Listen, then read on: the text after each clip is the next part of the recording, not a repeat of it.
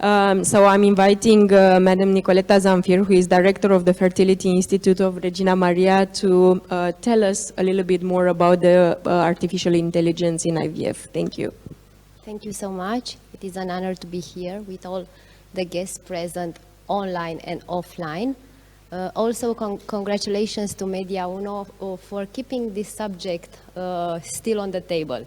After the European Fertility Week, to have another subject, another discussion on infertility, it's more than welcome. So my topic today, AI-driven decision-making in IVF. One second. I'll walk you through one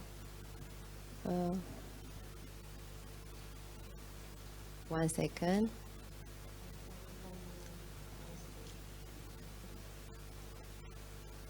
Okay.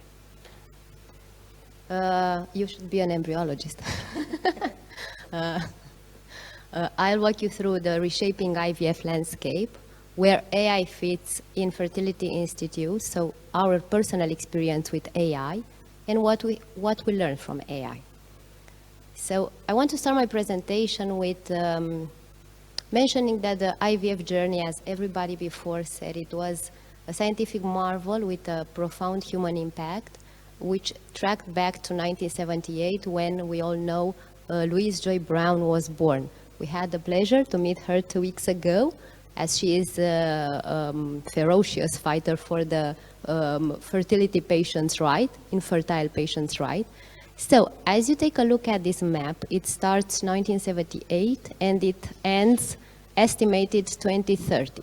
So you will see it all started with Louise Brown, and how the market developed then with, in 1992, introduction of ICSI, in 2005, introduction of vitrification, and then around 2000, and then you will see that from 2005 until 2010, the market doubled. But then in 2010, it started easily with the introduction of EmbryoScope time-lapse, and then it just went up, and it will estimate, and with the estimation for 2030. In 2023 and 2024, the AI was widely used in fertility clinics. The benefits of integrating artificial intelligence, it's definitely a significant advancement in reproductive medicine. While traditional IVF relies on human skill, which is still needed, the AI-driven IVF relies on data, consistency, automation, and predictive accuracy. Let me mention, the most important, it is only a tool and not a treatment. That's why I mentioned what it can do and what it cannot do. So it can support embryo selection with image-based analysis. It can improve consistency and reduce greater variability. It can analyze time-lapse embryo development. It can prioritize embryos. It can automate repetitive tasks. And it can assist clinicians with the decision support insights. What it cannot do, and this is also as important as what can do, it cannot guarantee pregnancy or live birth. It cannot, and I have to emphasize, it cannot replace embryologist or clinical judgment. It cannot replace diagnostic genetic abnormalities. It cannot predict outcomes with certainty. It cannot fully explain decision in black box models. It cannot compensate for poor lab condition or low quality data. And it can generalize perfectly across all clinics, population, or equipment. It can be integrated in patient selection, embryo selection, clinical decision support, and lab automation. When starting this subject, I want us to look at our lab, because we will share our experience with the AI. We perform roughly 1,200 cycles per year. That is 8,200. It's the number of cycles in Romania. We do have in our team 5 senior embryologists. I checked early this morning how many seniors there are in seniors accredited by ESHRE. There are 18, and we also have 5 junior. We do use at this point 2 tools. We have one for oocyte assessment and one for embryo selection. The one for oocyte assessment, it predicts oocyte quality, personalized scoring, and optimizes IVF cycle, while the one for embryo selection, it helps us evaluate embryo viability, it delivers automated ranking, and it supports implantation. So how we started. In the middle of 2024, we integrated the AI blastocyst grading within the embryology lab of Fertility Institute. One year later, in the middle of 2025, we presented our experience with this specific tool during the ASHRE Congress. It was not easy. We analyzed 4,025 blastocysts, and our conclusions, because we also we looked at the pro and also the cons. At the beginning, the initial hurdles were the growing workload, the learning curve, the camera and image limitations, the reluctance to change, and this is important to mention, the scoring compatibility, and the clinician communication, the embryologist and clinician.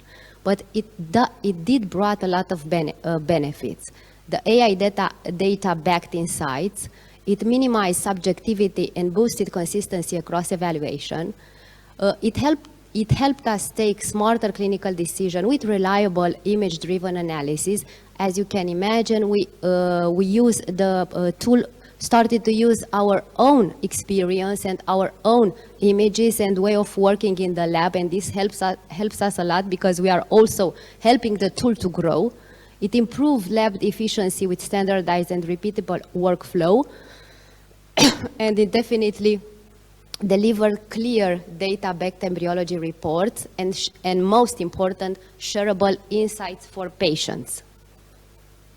What our embryologists are saying, and this is definitely a code, they say that as an embryologist, precision is key when selecting embryos for transfer and freezing, and that this specific tools offers, and I like very much what it offers, an extra layer of AI-driven analysis that supports decision-making without replacing our expertise.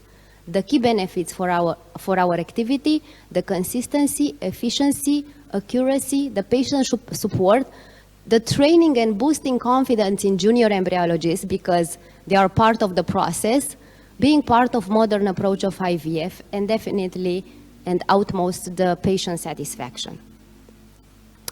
1 year later, in 2025, we took a step further and integrated a new AI tool within our embryology lab, and we became exclusive partner in Romania with the first company in the world to develop an AI to predict egg viability and optimize clinical decision-making in fertility care and IVF.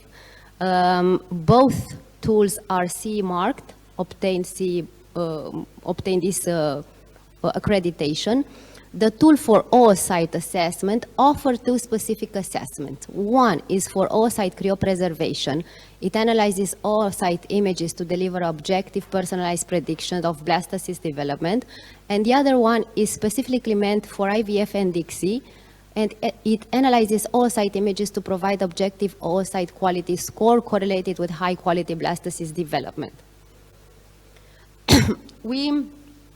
We took a look at the results, and of course, as anybody should figure, the euploid insights decline with age. But what is specific and what it helps is it look at between 30 and 35.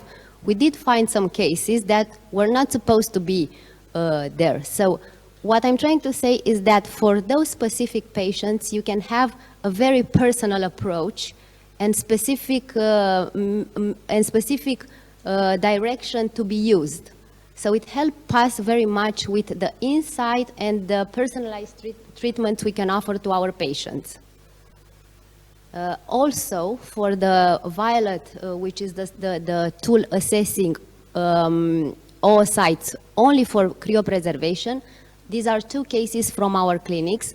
The one on the left, it's a 23-year-old patient, and the other one is a 36-year-old patient.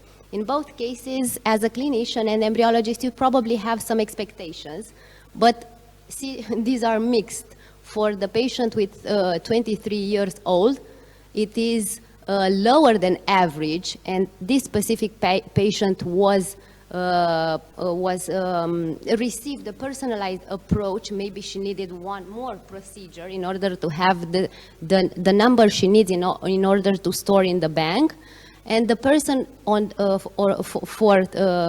33 years old, it was better than average, and maybe she did not need another process because it is neither easy nor cheap to undergo IVF. The noteworthy benefit for everybody, for embryologists, for clinicians, for fertility centers, and definitely for patients. For embryologists, it is extremely simple. It is consistently measures oocyte quality. Then the human eye, Dr. Denisa Protopopescu, no, they can only say if it is mature and the number of oocytes. In this case, it also gives probability scores, and it enhances documentation and creates an insurance policy for their work. For clinicians, they do gain a fuller picture of the patient's reproductive health with oocyte scoring added alongside standard sperm and embryo grading. It manages expectations, which are really, really important in the conversation with the patient to set the correct expectation and to help patients make informed decisions about their treatment, meet their needs with shareable and easy to interpret reports. And for us as a fertility clinic, it differentiates the patient experience, and we care a lot about the patient experience by providing take-home insight. It's not just a talk with the doctor or the embryologist, it's also backed up by data. And also the streamline operation and reduce cost with improved assessment that are more accurate, consistent, and efficient. I think...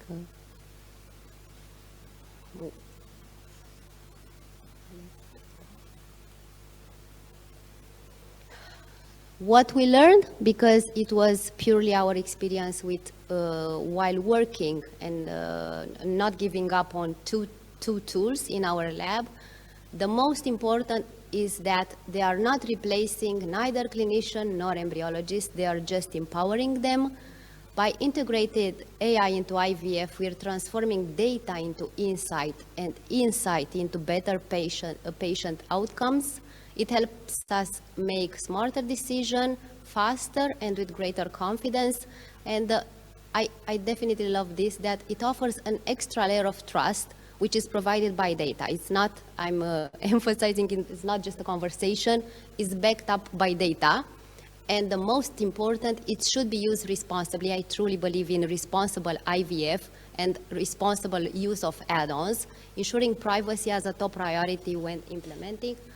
The last is a picture of the team, which is, I like to say, empowered by experience, but also by AI. Thank you.